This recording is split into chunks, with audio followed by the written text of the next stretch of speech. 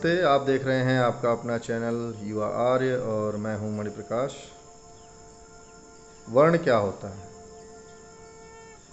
क्या वर्ण ही जाति है? क्या वर्ण जन्म से मिलता है या कर्म के अनुसार निश्चित होता है? ये कुछ ऐसे प्रश्न हैं जो समाज को उद्वेलित किए रहते हैं, लेकिन जानबूझकर इसका सही उत्तर देने से लेखक और विचारक भी बचते रहते हैं कि कहीं उनकी लोकप्रियता में कमी ना आ जाए। तो आइए आज इसी विषय पर चर्चा करते हैं और समाज में फैली हुई कुछ विसंगतियों को दूर करने का प्रयास करते हैं। सबसे पहले हम बात करते हैं जाति शब्द की। तो वेदों में वर्णाश्रम धर्म की बात बताई गई है कि ये वर्णाश्रम धर्म मनुष्यों के लिए है और मनुष्य एक जाति है। इसका विस्तार हम हिंदी व्याकरण में जातिवाचक संज्ञा में देखते हैं कि जिसमें बताया जाता है कि समान प्रसवात्मिका जाति ही, कि एक समान प्रसव से प्राप्त होने वाले गुण को जाति कहते हैं। कि एक समान प्रसव से पैदा हुए जीवों को एक जाति कहते हैं। जैसे हथिनी का प्रसव होने पर हाथी जाति पैदा होती है, घोड़ी का प्रसव होने पर घोड़ा जाति पैदा होती है और किसी महिला का प्रसव होने पर मनुष्य जाति पैदा होती है। और विस्तार में समझाते हुए व्याकरण के आचार्य बताते हैं कि जिसको लक्षण से पहचाना जाए वो जाति होती है। यानी कि किसी कुछ विशेष लक्षण होते हैं जिनको देखकर हम ये निर्धारित करते हैं कि ये कौन सा जीव है, कौन सी जाति है। और ये प्रसव से प्राप्त होता है, यानी जन्म से प्राप्त होता है। तो जाति की परिभाषा हो गई कि जो प्रसव से प्राप्त हो, आजीवन बनी रहे, यानी कि बीच में घोड़ा हाथी न बने, हाथी बैल न बने, बैल तोता न बने, तोता मनुष्य न बने, योनि परिवर्तन न हो। तो जो प्रसव से प्राप्त हो, आजीवन बनी रहे, उसे जाति कहते हैं। और जो लक्षण से पहचानी भी जा सके, जैसे हम बकरी को देख के पहचान लेते हैं कि ये बकरी है। तो वेदों के अनुसार मनुष्य जाति एक। फिर बात आती है वर्ण आश्रम धर्म की, कि मनुष्यों के लिए वर्ण आश्रम धर्म निर्धारित किया गया है। हर पैदा होने वाला बालक या बालिका एक समान शिक्षा का अवसर मिलने के बाद जो योग्यता अर्जित करता है, उस योग्यता के आधार पे पूरे मानव समाज को 4 वर्णों में निर्धारित किया गया है: ब्राह्मण, क्षत्रिय, वैश्य और शूद्र।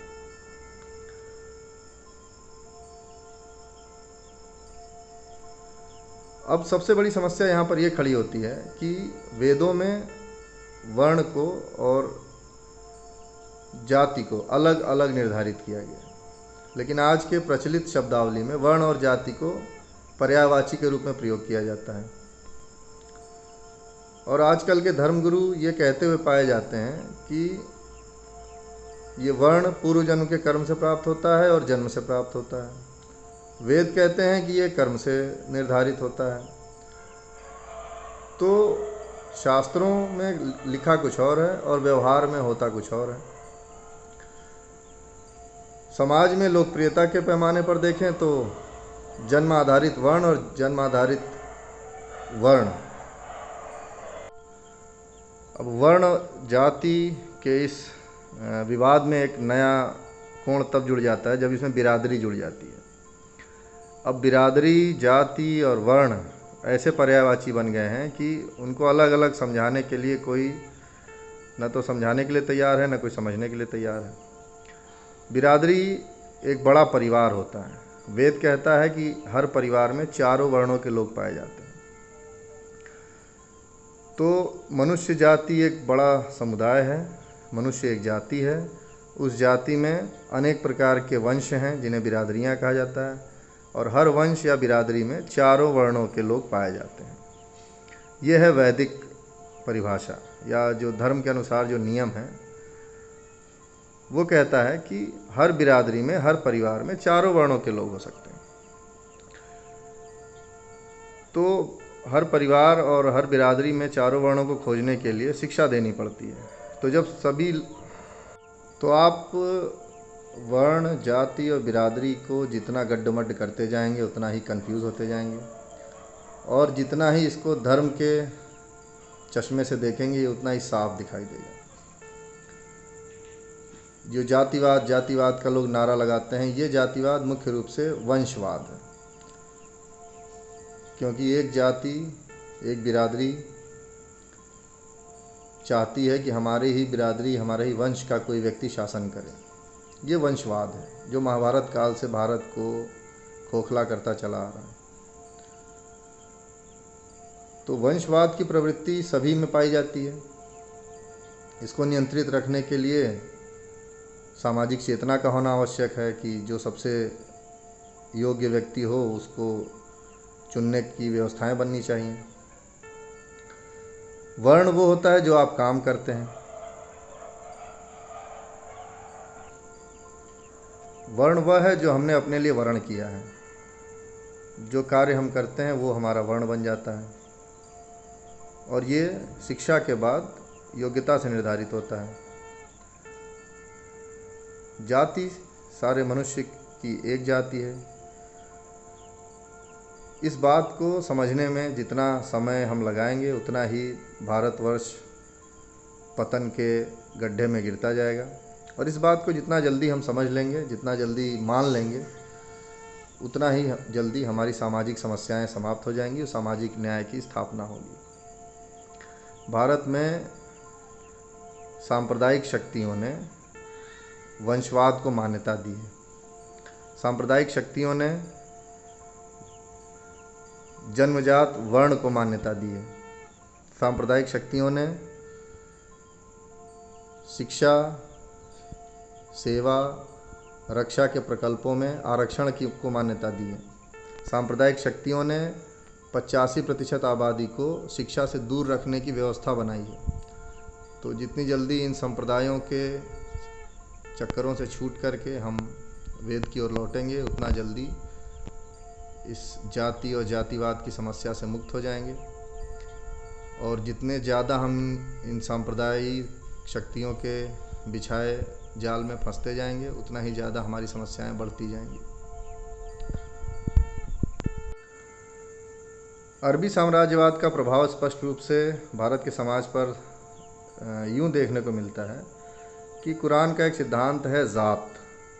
कुरान में आता है कि अल्लाह की ज़ात पर यकीन करने वाले कभी शिकस्त नहीं पाते। अल्लाह की ज़ात को शब्दों में बयान नहीं किया जा सकता।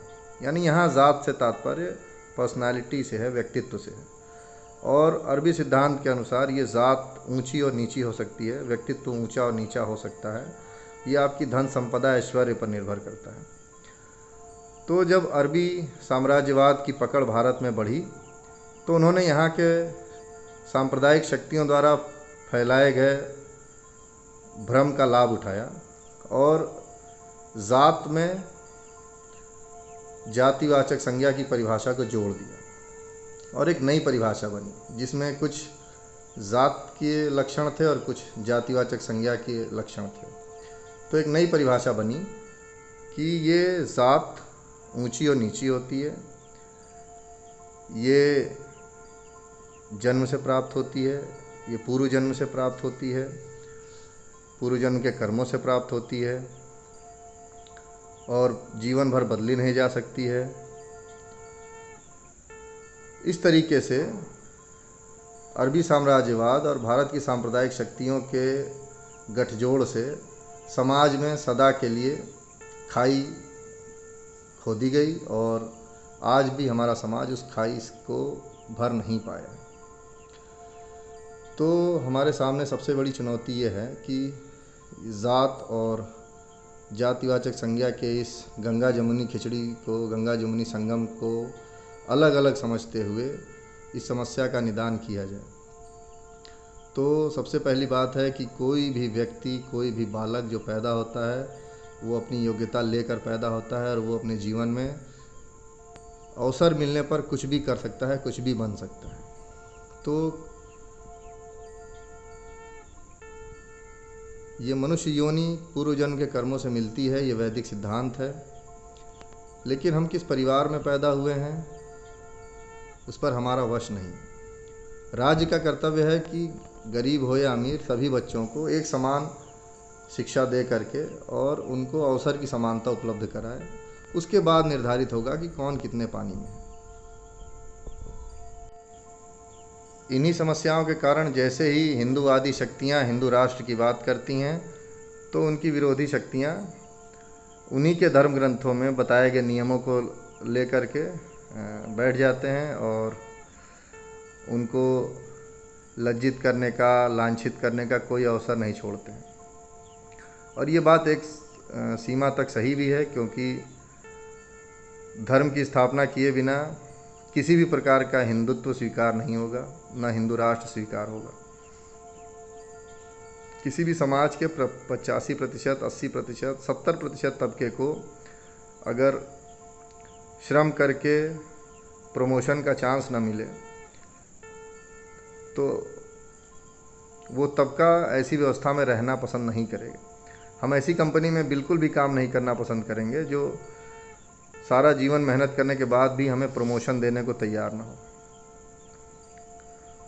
आप किसी भी युवा से पूछ लीजिए कि क्या वो ऐसे कंपनी में काम करना चाहेगा जहाँ पर उसके प्रमोशन का कोई चांस नहीं है, तो हर जगह जैसे यही उत्तर मिलेगा कि नहीं। तो हिंदूवादी शक्तियों को, हिंदू विचारकों को, हिंदू लेखकों को ये समझना चाहिए कि धर्म में, शास्त्रों में बताई गई मान्यताओं को स्वीकार किए बिना, उनकी स्थापना किए बिना किसी भी प्रकार का हिंदू राष्ट्र संभव नहीं है। आप देख रहे थे आपका अपना चैनल युवा आर्य और मैं हूं मणि प्रकाश। आप सभी को सादर नमस्ते।